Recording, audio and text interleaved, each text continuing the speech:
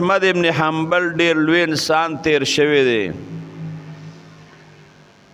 امام شافعی صاحب په مصر کې پاتې کېده امام احمد ابن حنبل ته خط راولېږه چې ډیره موده شوه زما ستا ملاقات نه دی شوی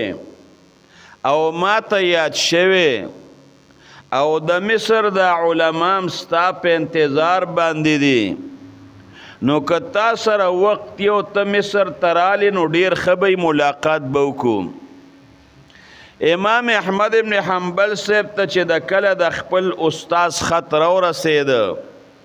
او خط یې وکته نو استاذ ته خط ولیږه چې انشاءالله العزیز په پلانکي تاریخ باندې به زه مصر ته درځم امام شافعي صاحب لوی سړی دی د هغې ځای چې څومره خلک و د هغه معتقدینو امام احمد ابن حنبل صاحب روان شو چې په هغې مقرر تاریخ باندې ځان مصر ته ورسوي چې کله مصر ته دی ورته امام شافعي صاحب خبر شوی دی